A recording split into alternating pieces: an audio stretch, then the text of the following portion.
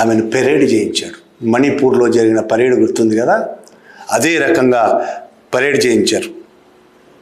చివరికి ఎలాగోలాగా ఆమె పారిపోయి ఇంటికి చేరింది అర్ధరాత్రి. నెక్స్ట్ డే ఎఫ్ఐఆర్ బుక్ చేసింది ఆమె.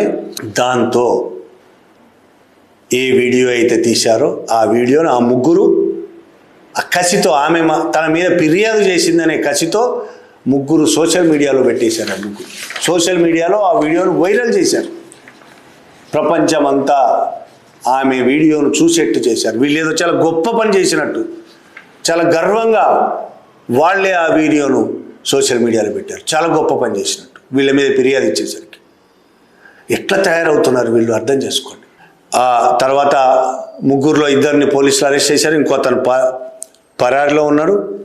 అతను కూడా అరెస్ట్ అవుతాడు. అరెస్ట్ అయ్యి జైలుకు పోతారు. 4 రోజుల్లో బెయిల్ మీద బయటకు వస్తారు. కేసు ఏమవుద్దో చెప్పలేదు. మన భారతదేశంలో న్యాయస్థానాలు ఎట్లున్నాయో తెలుసు, పోలీసులు ఎట్లున్నారో మనకు తెలుసు. పోలీసులు కదా కేసు నమోదు చేసి ఛార్జ్షీట్ రాయాల్సింది.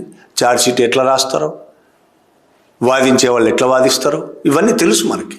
బలహీనులు బలవంతుల మధ్య న్యాయం ఎట్లుంటుందో తెలుసు. బలవంతుల వైపు ఎట్లా న్యాయం నిలబడుతుందో మనకు అర్థం. చూస్తూనే ఉన్నాం కొన్ని వేల కేసులు, లక్షల కోట్ల కేసులు.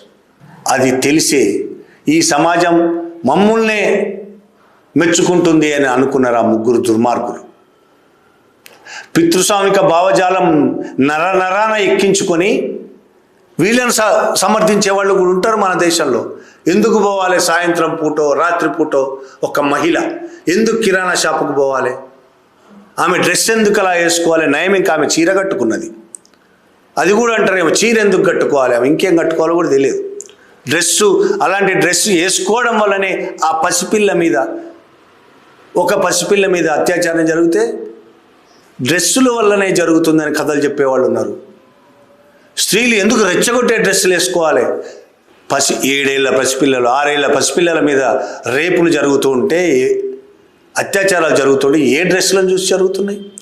60-70 ఏళ్ల ముసలోళ్ళ మీద, వృద్ధమైన మీద అత్యాచారాలు జరుగుతున్నాయి. ఏ డ్రెస్సులు చూసి జరుగుతున్నాయి? తమ పితృస్వామిక భావజాలాన్ని, మొగ ఆధిపత్యాన్ని, పురుషాధిపత్యాన్ని ఈ విధంగా సమర్థించుకోవడం కోసం అసహ్యమైన దుర్మార్గమైన వాదనలు చేస్తూ ఉంటారు. ఇప్పుడు దీని మీద కూడా వాదనలు చేస్తారు.